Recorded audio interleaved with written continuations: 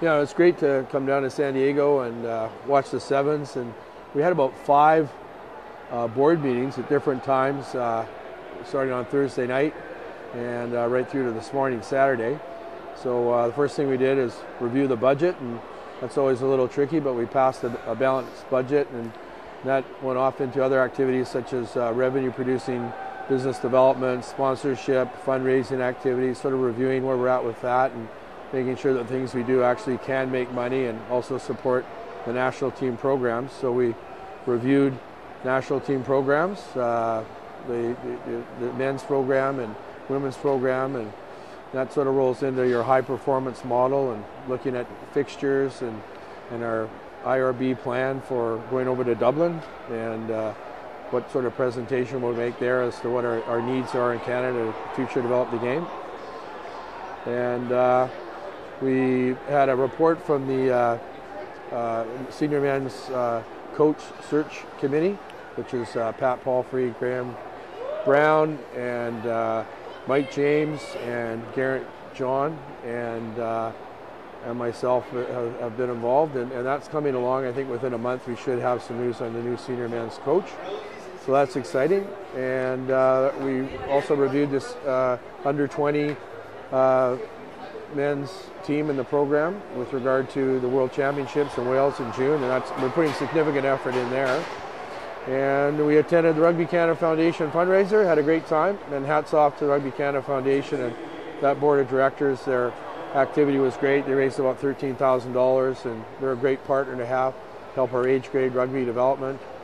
And just a great weekend. The women did very well in the sevens. We got to go and watch them in the final. They came second, but I'm really impressed with the skill of our women's sevens. Strong ladies, very skilled, passing the ball, a great group of gals, and they came very close to beating US. The men's sevens, here we are at the end of the first day. It's always disappointing in Canada when you lose just by a little bit, which we just lost the last play of the game against Argentina. We lost the last play of the game against Kenya. We do have some injuries. We're here. We're doing the best we can. We just beat Chile, and tomorrow we'll be playing in the I don't know whether it's a plate cup or whatever. I'm not sure how this all works out, but some sort of dinnerware. Some sort of competition. So it's exciting, and just a great weekend. The board's working hard, like you said. We come down here in our own nickel, and everyone puts in a lot of good volunteer work.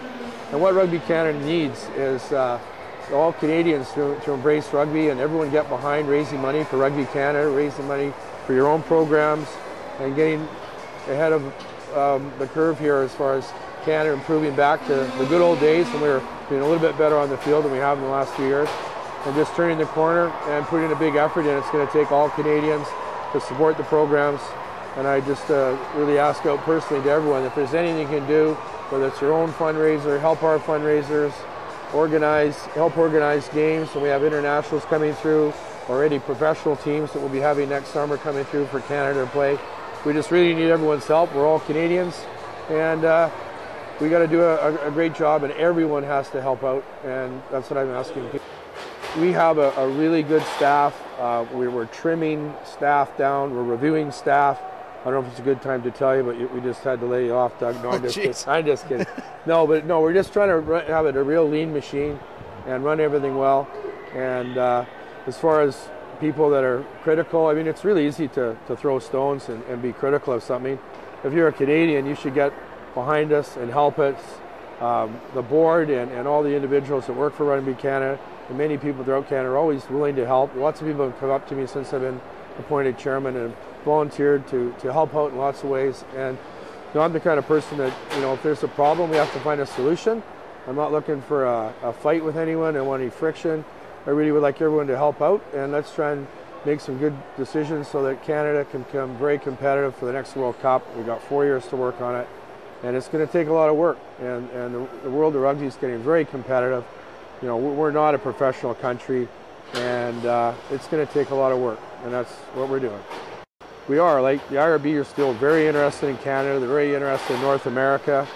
Like I said, we're going to Dublin to have a meeting with the IRB and talk about our high performance and the Rugby Canada transition sort of a transition to what are the next phase for the next 4 years. And we've got some ideas. Can't really talk about them right now, but we're developing some good ideas for good competition levels. So our senior men's team, which is a flagship program, I mean, that's where the money's coming from, and everything should trickle down to our age grade and the women's programs and everything. But we really do have to make an impact with the RRB, that Rugby Canada is worth the investment, and that we're going to be a good partner for them, and better rugby in Canada, and be very competitive. And of course our goal is to get in the top 10 in the world.